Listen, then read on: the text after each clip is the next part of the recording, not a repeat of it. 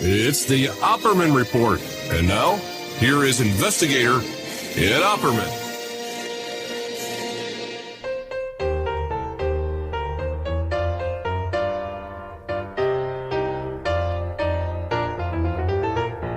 Why weep or slumber, America, land of brave and true. There's castles and clothing and food for all belongs to you. Every man a king, for you can be a millionaire. If there's something belonging to others, there's enough for all people to share. When it's sunny June and December too, or in the winter time or spring, there'll be peace without end, every neighbor a friend, and every man a king. Every man a king. Okay, welcome to the Opperman Report. I am your host, Private Investigator Ed Opperman. You can find me at Opperman Investigations and Digital Forensic Consulting. If you reach out to me through at OppermanInvestigations@gmail.com. The reason why I played that's the who's that guy? Randy Newman. That's the Randy Newman version of Every Man a King, the Huey Long anthem. And there's some other versions too, some older versions, but that's the Randy Newman version. And I played that tonight intro because this week I had Walter Herbst come back. He's got a new book coming out called Last Resort Beyond Last Resort, the JFK assassination, the need to protect West Berlin, and why a second invasion of Cuba, that's a long title, never happened, okay? So I had him come back, and he's written it. If you go to his website, herbstbookscott.com, he's written this great article on Huey Long, and I'd love to have him to come back and talk about Huey Long. I've never had a guest come on the show and talk about Huey Long. It's one of the topics I need to cover on here. I've never done it. So keep an eye out for that. I had him come on. It's in the Patreon right now because he wrote this little article about who gave Jack Ruby the orders to assassinate Lee Harvey Oswald, and a lot of really detailed stuff in that, really good stuff. So let's see. If you like our show, check out our Patreon, Opperman Report Patreon. Obviously, we have that Walter Herbst interview. That's up there right now. But there's a ton of content. Everything you hear Monday to Friday on AM FM radio, you can find over there at Patreon with all the ads and the commercials cut out. You know, some people say I talk too fast. They say, oh, wait, I love your show, but you talk too fast. I'll try to talk slower. The guys in the back. Okay. I also have up there in the Opperman Report Patreon oh, my God. Which is one of the main topics I'm going to be talking about tonight is the concept of a plan to release the JFK files and the files on RFK and the files on MLK. Don't worry about Malcolm X. We're not going to talk about him. We're going to keep him wrapped up. Don't worry about Fred Hampton. We're not going to talk about him either. But just these major ones, because Trump put out this executive order this week, and I'm going to be going into that into detail.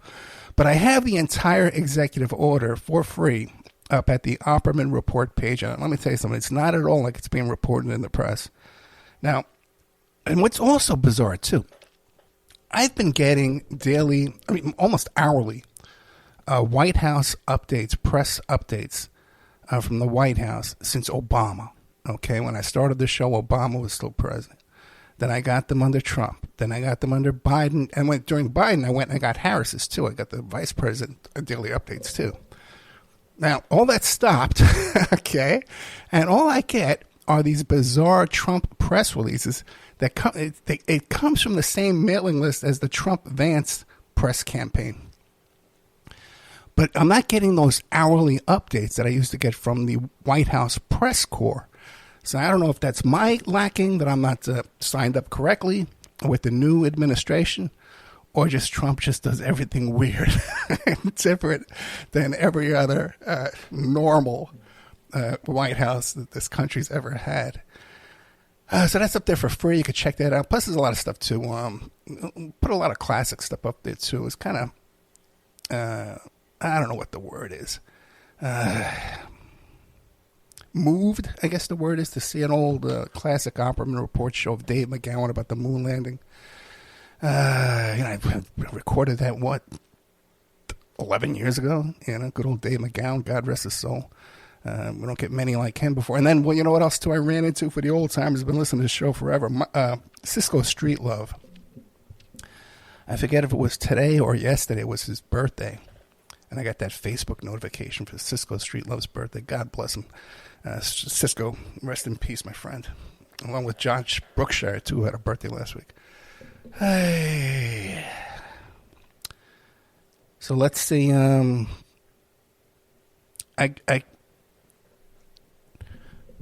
also, too, if you want to keep up with the show, the archives are free at Spreaker.com. And if you sign up to Spreaker for free, you get an email notification when I upload new content.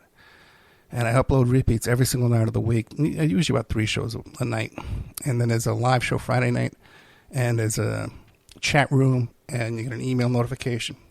Great content there on Spreaker. 11 years worth of show. Like 4,000 hours worth of excellent radio. Okay. Oh, my goodness. Got a ton of notes tonight. But usually when I have a ton of notes, I still run short. Probably because I talk too fast. Okay. So let's see. Yeah. Coming up after this, I got 2 great interviews, okay? One is the Alaskan Avenger. I really enjoy this guy. All right. He just got out of prison 2 weeks ago. Okay. Scrolling to find his name. I love him so much I can't remember his name. Jason. Come on. There it is. Jason Vukovich, the Alaskan Avenger. Now, his story is he was abused as a child by his stepdad. By the way, I got to talk to him about that. And had a rough childhood, a rough teenage life, and a rough early adulthood. And got this plan in his head that he was going to look up sex offenders in Alaska and go to their house, occasionally with a hammer, okay, and exact revenge on these folks here. But when you listen to him, you never know what to expect, when you book a guest like this, because no one else has interviewed him. But he has a very popular YouTube channel called The Alaskan Avenger. God bless him, man. I don't wish any bad on anybody, but this guy has no idea how YouTube can really mess with your income and just pull the rug right out from under you. God, I hope it doesn't happen to him, because he's a nice guy and he's doing well. He's on worse than parole. He's in custody, but outside the prison on a tether, on an ankle bracelet. And, you put a spotlight on yourself when you got the 70,000 YouTube. I think it's like 3 million views on YouTube. So you put a big spotlight on yourself in a small probation and parole in Alaska, a small Department of Corrections in Alaska. He's probably the most famous guy up there that I can think of besides Sarah Palin. Look how she turned out. Okay. So, that's our first show tonight. Is Jason Vukovich talking about his life and his struggles and his life in and out of prison. And then we have good old Mike Parziale is back. Mike Parziale has been coming on the show for 11 years. This guy's never done an interview before. I interviewed him. Now he's got his own podcast. He's got his own radio show on YouTube. And what do you call it? Great guy. I love him. And he's MJVictims.com. He's been an advocate for the victims of Michael Jackson for as long as I can remember, for a long, long time. And doing great work there. So he gives us an update on all the cases, the litigation things going on right now. And he put me in touch, too, with a fellow who his whole family worked for Jackson.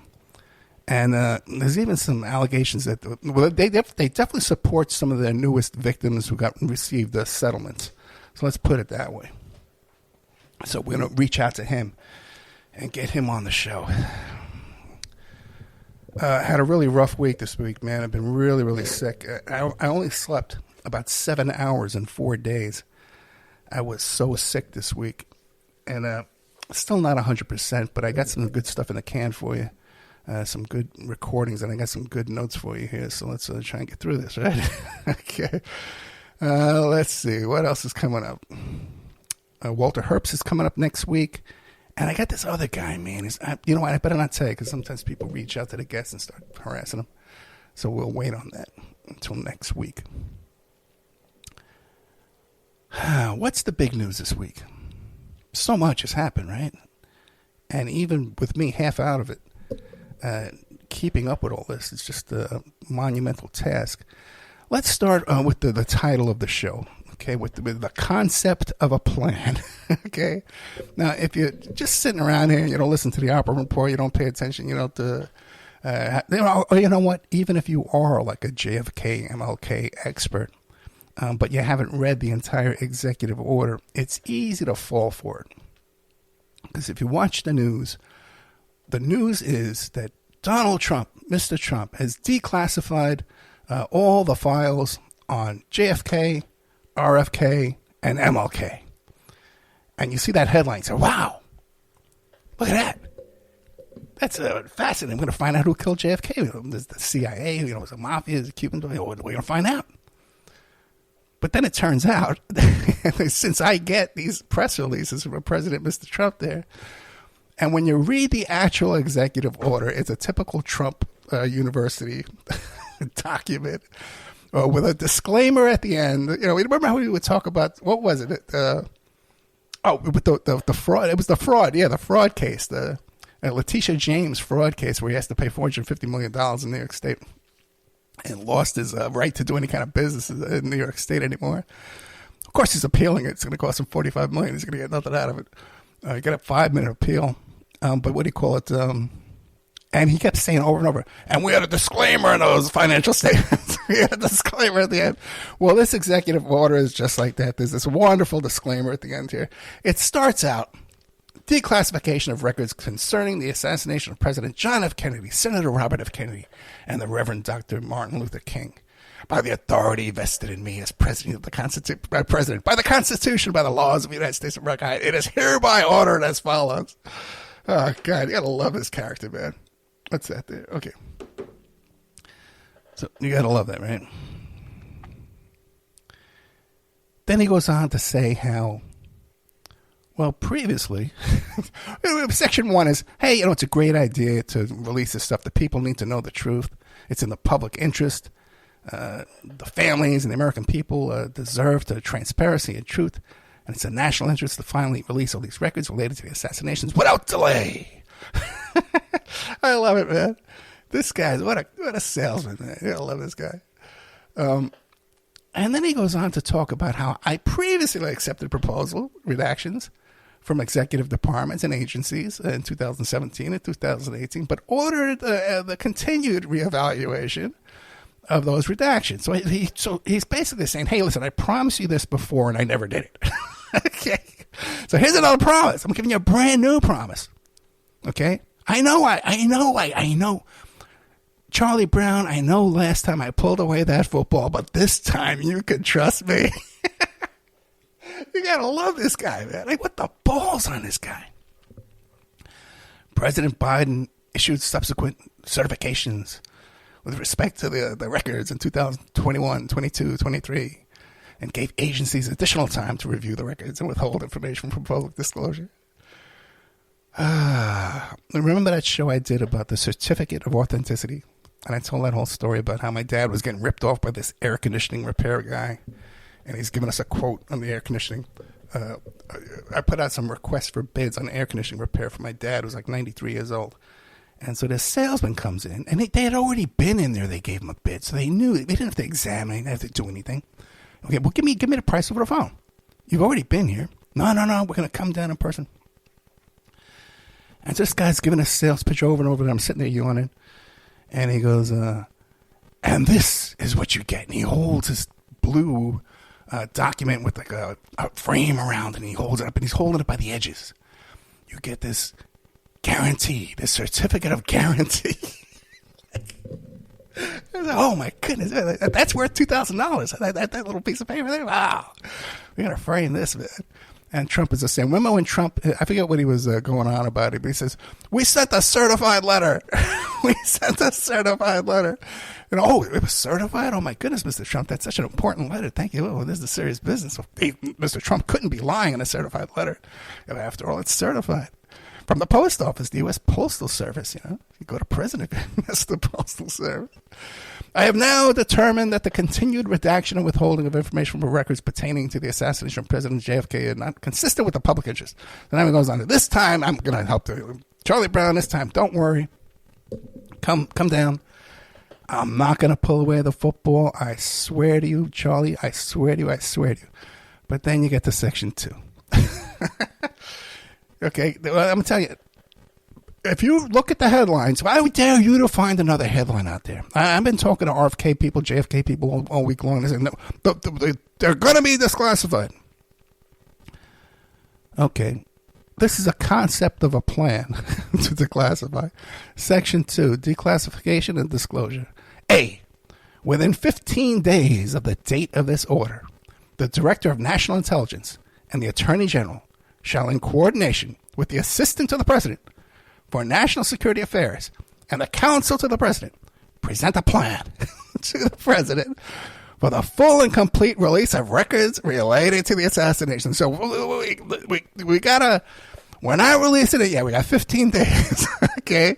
They're going to come to me with a plan to release these documents, okay? Find me a headline that says that, bro.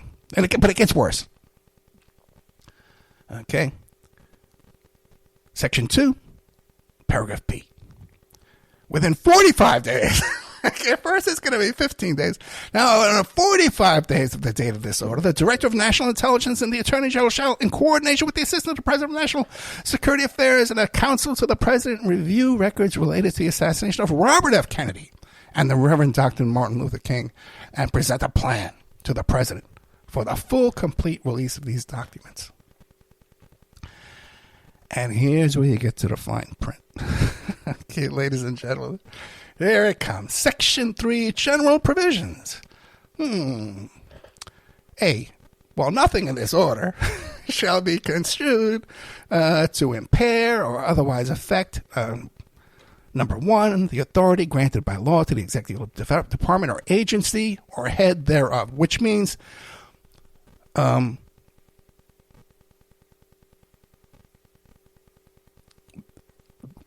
executive department or agency. So that means the head of the CIA, the head of the FBI, any other okay, department or agency has authority over this executive order and can say, well, sorry, Mr. Trump, we don't want to do that. Okay, sorry. Charlie Brown, I know you hoped. I know you thought you were going to kick this football, but no. No. The functions of the Director of the Office of Management and Budget, the OMB, the Office of Management and Budget, relating to budgetary, administrative, or legislative proposals, which basically means, hey, we may not have the money to do this. We really want to. But, it's up to the OMB. They have to tell us first if they can afford it, and they got to send us the money to do this. And who knows? The check could get lost in the mail. A lot of things could go wrong. I don't want to get your hopes up, Charlie Brown, but don't worry. Come kick the football. Okay. Trust me this time. And what else? The legislative proposal. So he's saying also, too, the Congress can come in and say, Mr. Trump, we don't want you to do that. So his buddies in Congress can do this. Okay. 3. No, now we get to B. The order shall be implemented consistent with applicable laws subject to the availability of appropriations. Now, basically, it has to be implemented consistent with applicable laws, like the laws of top secret information, like the laws of national security. Those kind of laws, Mr. President, Mr. Trump, is that what you're telling us? Could that prevent Lucy from not pulling away the football, Mr. President? Oh, God. This order shall be implemented consistent with applicable laws subjected to the availability of appropriations.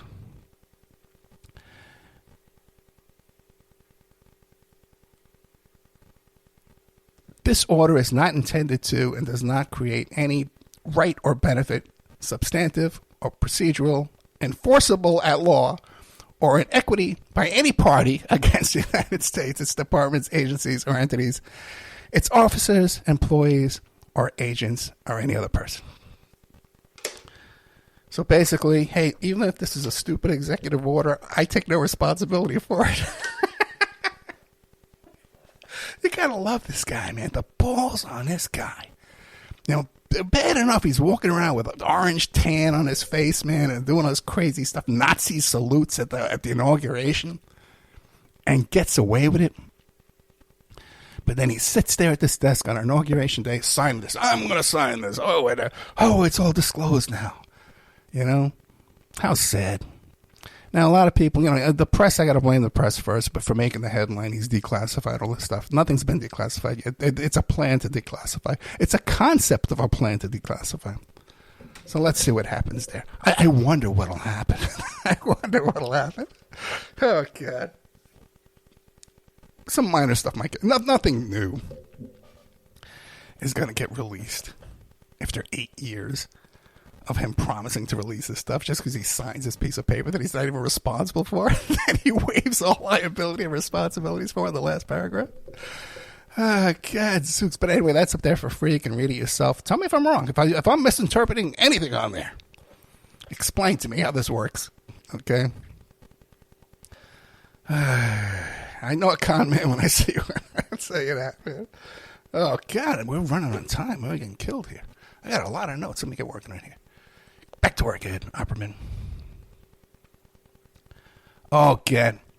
Yeah, by the way, enough about Malcolm X and Fred Hampton, right? Now, also, too, he did something this week, too, and this is kind of related, too, because he shut down basically all investigations. He's put a halt or a pause on all investigations in the Civil Rights Division of the Department of Justice. Which would kind of, you'd think, would be one of the agencies would have some information, about the murder of Martin Luther King. All right? You'd think they would have an interest in this. And what I find really interesting about that, too, on top of everything, is that who do they trot out to complain about this, the shutdown of the Civil Rights Division of the Department of Justice? The Reverend Al Sharpton. Okay? The Reverend Al Sharpton. Okay? And if you listen to any of the shows I've done about any of the reporting I've done on Reverend Al Sharpton, who I knew in person, I've met this guy, and maybe I'll give you a little goal tonight, okay? The time I met him at the PI office, I think he was looking into wiretaps information, bug sweeps, counter surveillance, and surveillance information. I believe that's what he was there for. Okay, well, I didn't sign any non-disclosures with this guy in any shape, way, or form. Okay, ran into him. Okay, they just happened to recognize me. So Al Sharpton, they tried him out. This guy's a known FBI asset. Whenever all these big cases, Tawana Brawley or Ferguson, right? What the first thing he wants to do? We need to bring in the Department of Justice to examine this and bring the truth and the light to it. Basically, he's sending this into DOJ to his bosses. That's probably the department that pays him, is the Civil Rights Division of the Department of Justice. Okay, because this guy is an FBI asset. We had Casey Gane McGowan on the show talking about he's probably a CIA asset too as well, or at least it was at one time. Done mucho reporting on the Reverend Al Sharpton, okay, from a first-hand knowledge, okay, in his life and his stuff, okay. Go to Spreaker and Google Reverend Al Sharpton, Ed Opperman. You find a bunch of shows there. But what I find even more interesting, let me pull up. Oh, do I have that pulled up? I think I do. I can find it real quick. This is some good stuff. The Civil Rights Division of the Department of Justice. Now, where have I seen that before? Where have we seen that before? Well, let's stop and think. I had on the show William Hamilton, who was the president of Inslaw Software, who wrote the Promise software. And then he got ripped off by all those guys in the Reagan administration, Meese. What is that, James Meese? Meese. My brother knew James Meese, too, by the way. But what do you call it? So Ed Meese from the Reagan White House. His buddy ripped off the software, and they sold it all over the world. So there's a document from Stationery of the Civil Rights Division of the Department of Justice to Mr. William F. Weld, United States Attorney. Okay? As agreed, Messrs. Mansour, Gorbachev, I can't read these names, Adnan Khashoggi, and Richard Armitage will broker the transaction of Promise software, the stolen Promise software, to Sheikh Khalid bin Mafour for resale and general distribution as gifts in his region contingent upon the three conditions we last spoke of. Promise must have a soft arrival. No paperwork. because it's stolen. Okay. No customs or delay. It must be equipped with a special data retrieval unit. Because if you know this story, the octopus, Danny Casolaro, they stole this software from Mr. William Hamilton, who worked for NSA, and they put a back door in there so they could spy on all these countries, which is why they want to sell it to these Middle Eastern countries. As before, you must walk the financial aspect through Credit Suisse, a Swiss bank account, into the National Commerce Bank. If you encounter any problems, contact me directly, because I know all the guys down there laundering that money at Credit Suisse. Okay, so you're going to give me a call. I'll put you right in touch with the right guys with the buttery fingers to put this deal through for you there, Mr. Weld. By the way, Bill Weld ran for president in the last, a couple of cycles ago on the Libertarian Party. Oh, the Libertarians, they were, oh my goodness. They were just the holiest political guys out there. They're untouchable. And here's their presidential or vice presidential candidate. I think it was vice president. William F. Weld, involved in the promised Danny Casolaro octopus scandal. Laundering the money. Soft landing. Must have that special data retrieval unit installed, okay? And that was the Civil Rights Division. So Civil Rights Division seems to be a dirty division to begin with. But still, I don't think that's Mr. Trump's motivation for going after that. I would not think so one little bit. Oh, I got some stuff for you. This just dawned on me, man, because, I've had very little sleep this week. So, you kind of have those kind of, what do they call it, a moment of clarity, right? And I says, this guy, this Butler assassination attempt over there, with this guy Crooks, he fired 8 shots into the rally. And he struck Trump in the ear, supposedly. There's no injury, there's nothing there, there's no scar, nothing. We saw some blood. And he hit 3 rally goers, 1 fatally. And then I start to think, he fires 8 shots over there, and 1 hits Trump in the ear. And it's a miracle, because he was just turning his head, just as the bullet would have went right through his head. 1 out of 8 shots was the miracle shot. And the rest hit people 35, 40 feet away. Okay? What kind of marksman is this guy, man? He can hit a guy in the ear. He almost got a clean headshot. But he miraculously, at that very second, turned his head, so he missed, nicking his ear. And then 7 other shots are like off and left. Where are the others? Well, how come they didn't hit the podium? They didn't hit him in a leg. They didn't hit him in an arm, a shoulder. No. What's going on there? Okay? And then we hear a couple of days ago that President Mr. Trump picked the head of his personal security deal, who rushed in to protect him during the assassination attempt against him in Butler, Pennsylvania, to lead the Secret Service. Well, what do you know? What do you know? If this is some kind of inside job, if this was some kind of stunt, if you had like your own little private mercenary group that was really good friends with your former head of security for many, many years, a guy that ran your NYPD security for years in New York City and then recruited for these kind of mercenary groups. And then, you pull this little stunt, a couple of guys get killed. Oops. And you can offer these kind of jobs to these lowly grunts walking around, and you make them the director of the U.S. Secret Service. Now that alone should be headline news all over the world. Okay? This failed assassination attempt by this incompetent group of Secret Service agents who will let them stand up and thump his fist up in the air and all this nonsense for this photo opportunity. And then one of them gets made director of the U.S. Secret Service. This failed, the whole story has been all along, this failure of Secret Service protection of the president.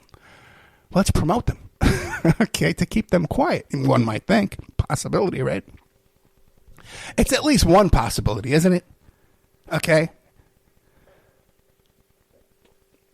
And when you add to this, that right around that same time, the previous president of Mr. Trump's private security that he used at his rallies, at his campaign rallies, was a fellow named Jordan Grodrew, who was the president of Silvercorp. Look up Silvercorp. Look them up on Instagram and see what these guys are. They're just like Blackwater. This is a mercenary group just like Blackwater. Okay? And we can get into some stuff, too. You know, I used to recruit for Blackwater when I was in New York. Anyway, we can get into all that stuff one day. I've talked about it. Go through the archives. If you don't know who I am, go away. Okay.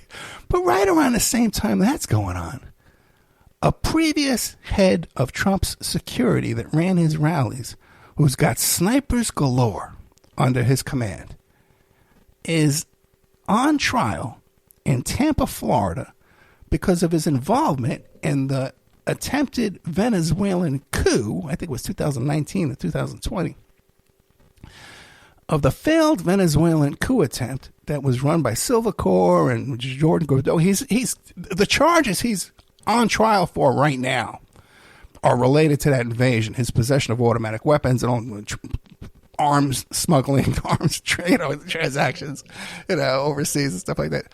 Okay, so there's a guy with a gripe. Has this guy been investigated for that? For this stunt? Okay, is this a guy with dirty hands? Is he willing to do a lot of stuff? He lives nearby me. Okay, I'm putting sticking my neck out here talking about this because no one else is talking about him. Okay, ladies and gentlemen, no one else is talking about this stuff. Well, this guy just comes out in open court in the past 3 weeks and says, hey, this coup attempt I'm on trial for, it was directed from the executive branch of the government. The executive branch is Donald Trump, who just happens to be best friends, or very good friends, close friends with Trump's head of security for the past 20 years, 25 years. You know?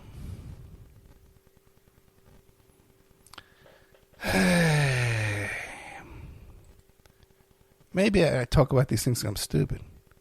You know, and I should probably keep my mouth shut some of this stuff, right? Because at the same time we have all this going on, you know, these guys aren't playing patty cake. You know, they're not playing tiddlywinks. These guys are playing for real. Because what else did he do this week? He pardoned 1,500. I think 1,500 pardons. They all haven't been released. There seems to be some kind of afoot with the Department of Corrections and U.S. Marshals moving these inmates around out of D.C. and stuff like that. A little bit of backroom shenanigans, you might call it. But he pardons these January 6th pardons, right? Now, the issue of the pardons of the January 6th insurrectionists, another coup attempt, but here in the United States, of these characters, because all you see on the news is that he pardoned these people who attacked police officers at the Capitol building. That's the whole thing. That's their big crime. They beat up some cops. When it's by all indications, there were many cops who were involved in that coup. The Hill cops, I believe, not 100% of all the Hill cops. It was like but you only need you only need enough guys to be in on it, to let people in, and then as it's going down, you just kind of you grab your buddy and say, "Oh wait, hold back, man. We got to order. Hey, keep it down." Okay, and there's enough of that that we can see this and suspect it because of Howard Liebengood, his friends called him Howdy, who committed suicide the next day. And this guy here, his background, his father was the former sergeant of arms at the Capitol building in the Senate, and then retired and went to work for Roger Stone and Paul Manafort and ran a consulting company with them. And Manafort's company did the event planning for that, okay, for those rallies that day. It's not like this is hidden, okay?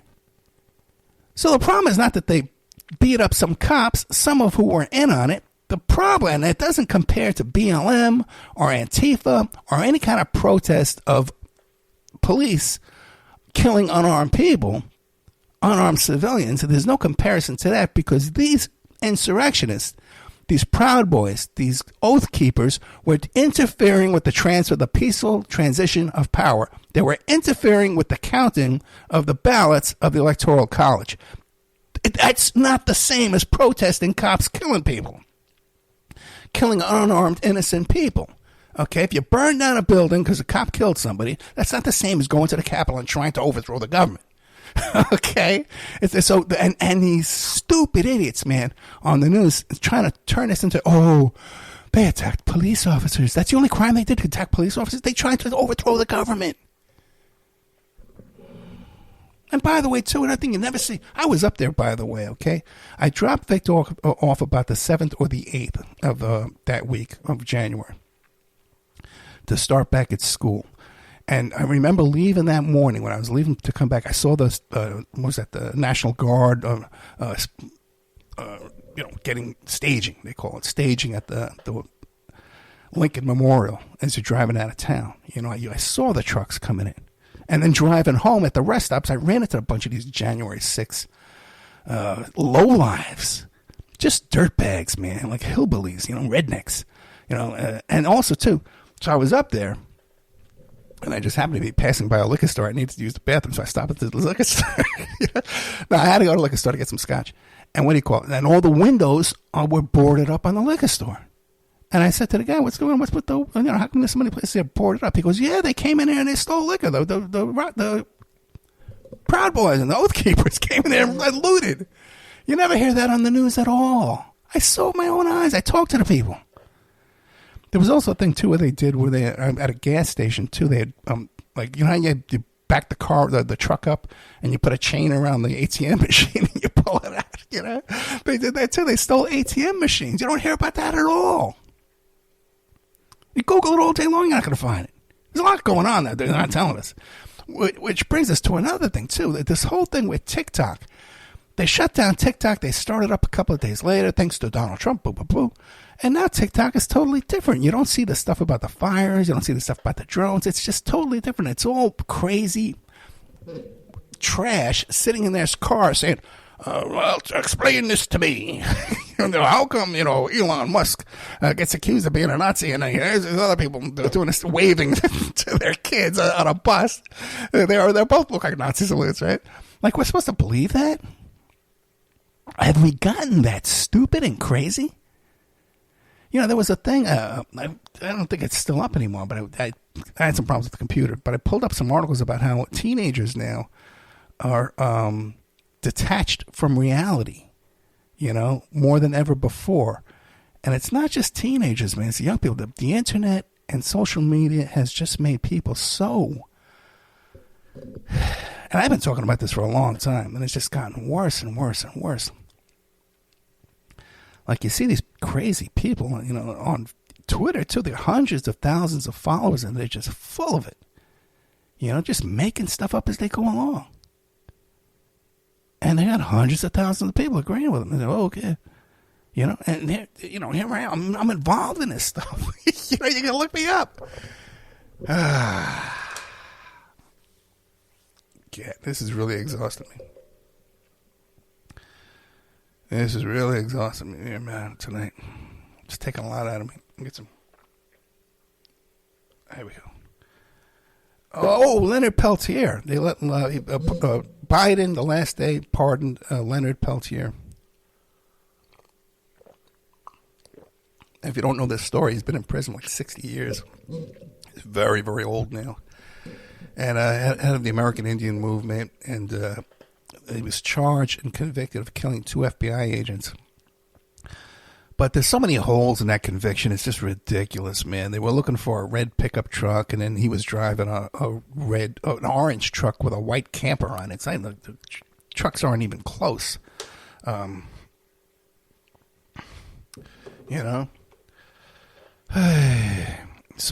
he just got his pardon. I'll tell you a funny story. Okay. I'm no big fan of Jill Stein, but we hated Hillary so badly that when Jill Stein was running against, trying to get on the ballot against Hillary in Nevada, I did everything I could to support the Green Party in Nevada. And me and Vic went down to Pahrump to the Fall Harvest Festival down in Pahrump. Now, the last time I'd been to that Harvest Festival was down there to meet Art Bell. I went down there with my ex-wife, my ex-wife now, but my wife at the time, to meet Art Bell and Ramona Bell. And, we spent the day at the Harvest Festival. A lot of people recognized him, and it didn't bother them, but they would wave to me, to wave back. So, this next day, I went to Art Bell's house, too, afterwards. Okay. Another guy, God rest his soul, rest in peace, Art Bell, and rest in peace, Ramona. Hey.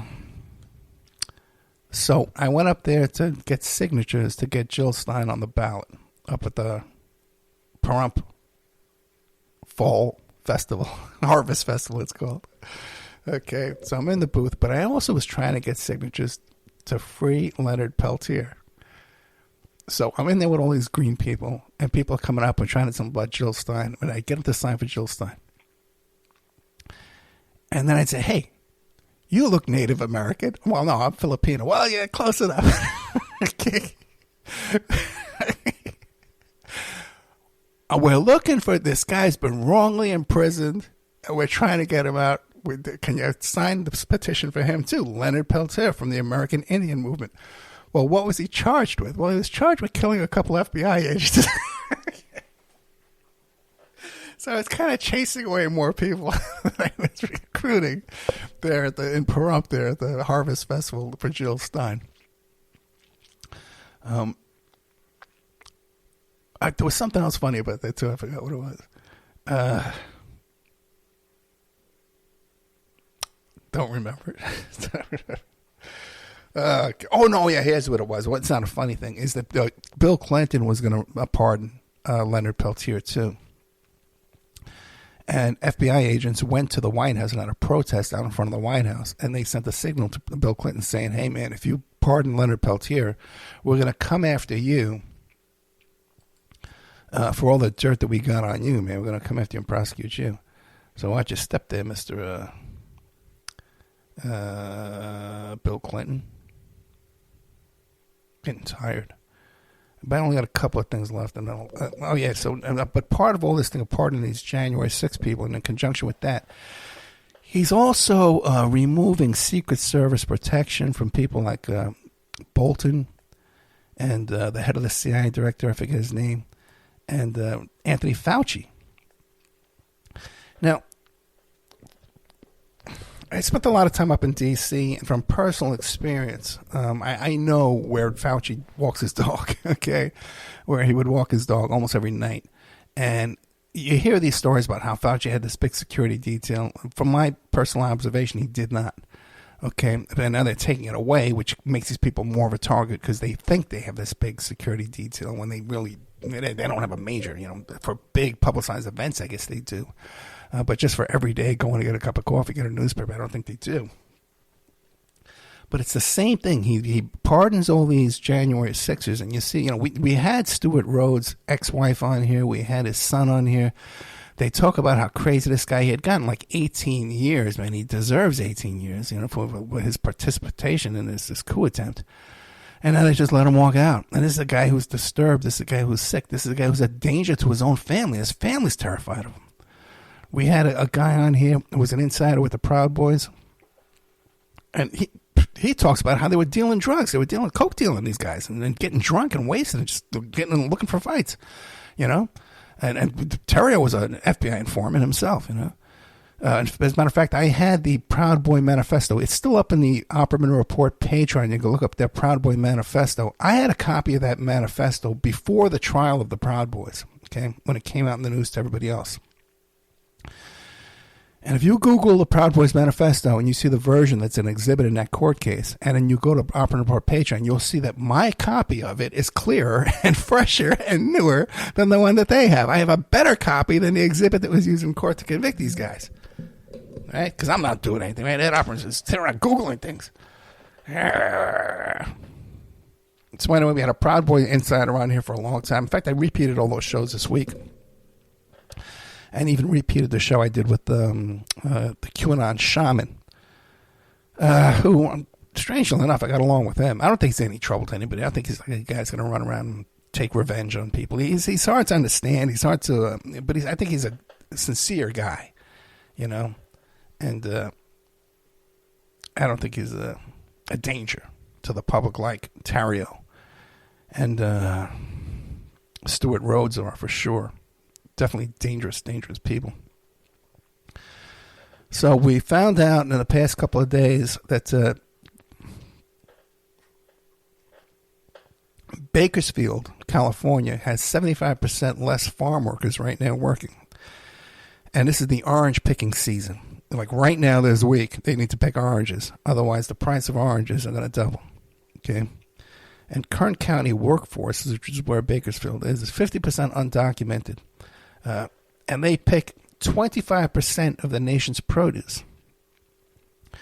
So if we have 25% less produce in our grocery stores, but demand does not decrease, the law of supply and demand, that means that the value and the price of that diminished quantity of produce is going to increase dramatically, especially with these oranges going around. Those little cuties, you know, you love to send your kids to school with those little cutie tangerines, you know. By the way, one time we were driving to Disneyland, me and Vic, right? And she would take a whole box of cuties for lunch.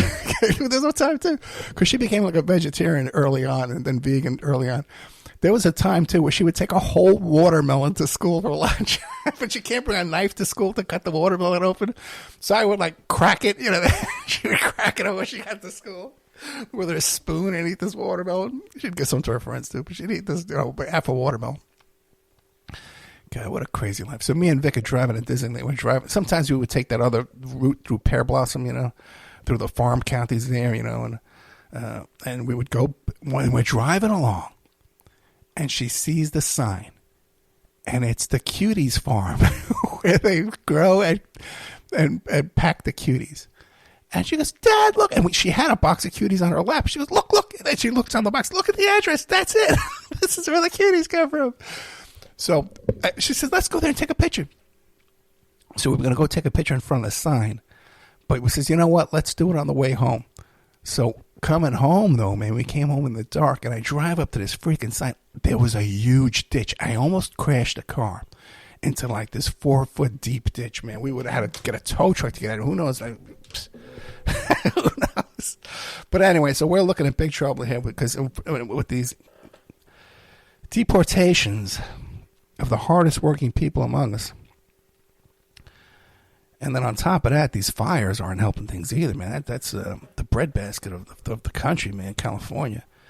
We are looking at some really hard times ahead of us here, folks. You know, and you can't stock up on produce because, you know, it'll go bad. It'll rot. There's really no hope as far as that goes. We're going to see a huge increase in fruits and vegetables. A huge, plus then the tariffs on the stuff that we import. I forget what the numbers were I mentioned a couple of weeks ago, but we import like 70% from Mexico. Between fruit and vegetables, you know. So we're looking at really, really bad times here, guys. I don't know what to tell you anymore. You know. Oh, Andrew. Well, good news. Okay, good news. Andrew Tate lost his last appeal, and he and his brother, so now they're facing 20 years. I can guarantee you, man, unless they make a break for it, escape the country, you know, or somehow, you know, the Proud Boys go down and they overthrow the government of wherever they are there. I forget where they are. Bulgaria or something like that, right? Unless something like that happens, they're going to get convicted of 20 years. Because there's a video going around of his brother, not Andrew Tate, Tristan Tate, bragging about ripping off these women and having more OnlyFans girls and doing, you know, pimping these women, man. You know? Bad news, my friends. Bad news. So anyway, so good for him. He's going to go to prison. 20 years they're going to get. And I'm going to sit back and enjoy every year they got. Okay. And we are almost over. Now, I got to tell you something, guys. I've been telling you that when I play my last live show,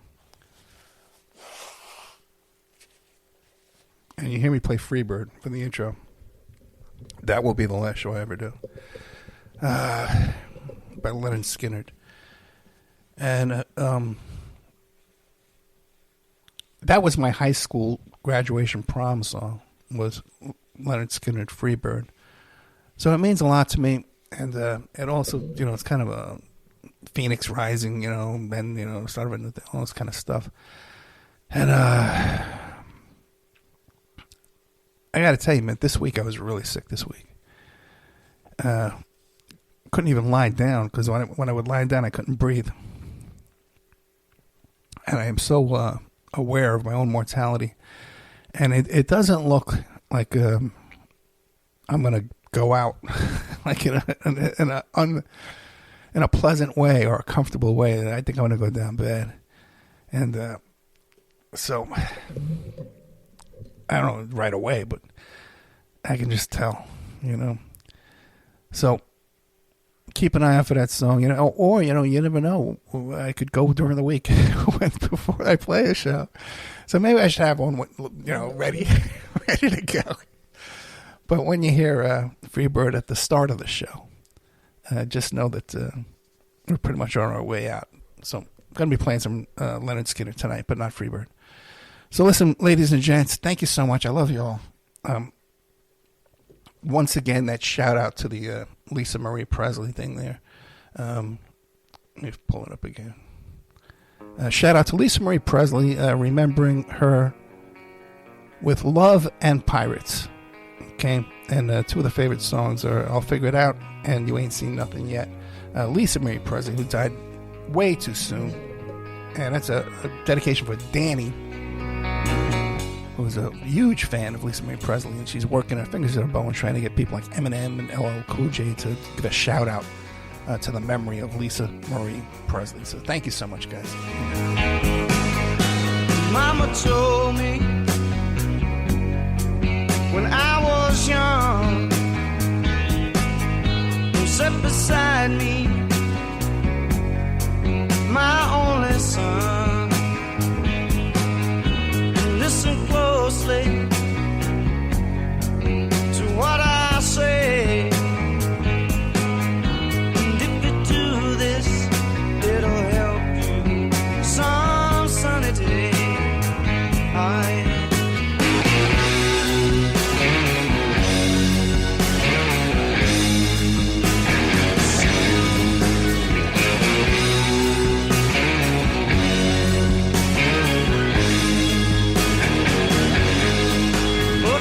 Time. Don't live too fast. Troubles will come, they will pass. We'll find a woman, and you'll find love. And don't forget, son, there is someone up above.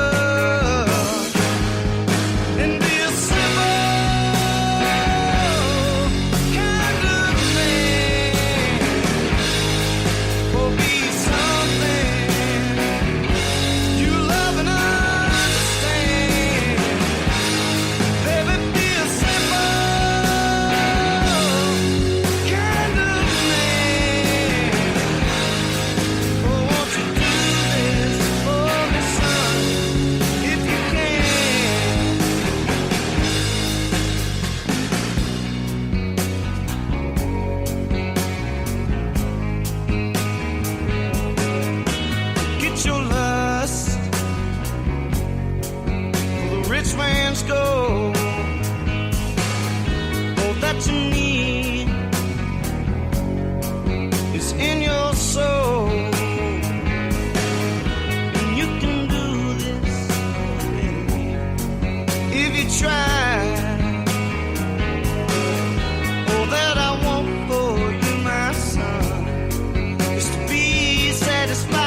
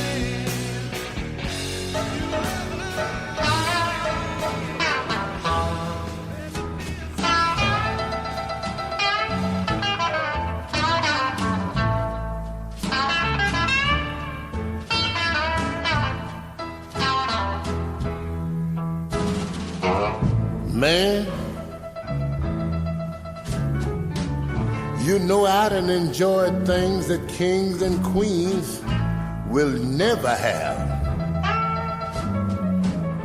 In fact, kings and queens can never get. And they don't even know about. And good times,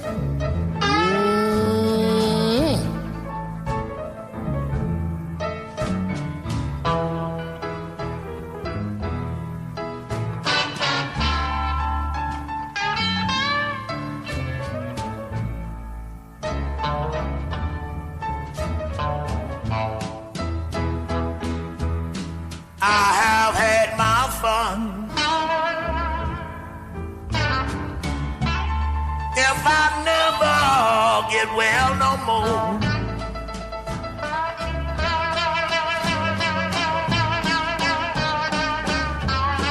I have had my fun. If I never get well no more.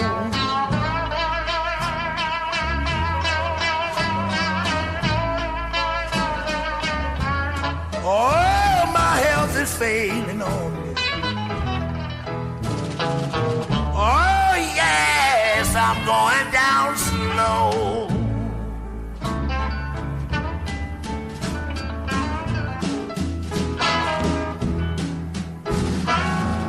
Now look at here. I did not say I was a millionaire. But I said I have spent more money than a millionaire.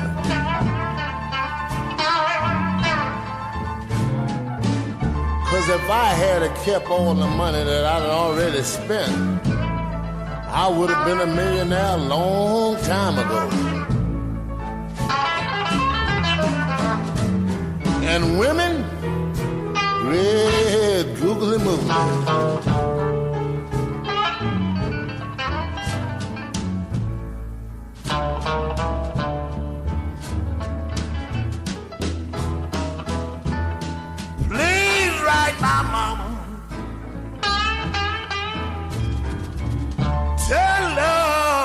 Shape I'm in.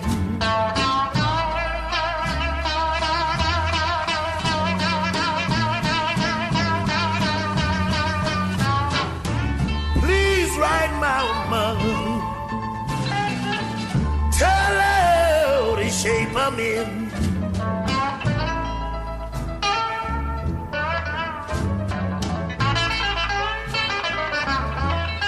Tell her to pray for me.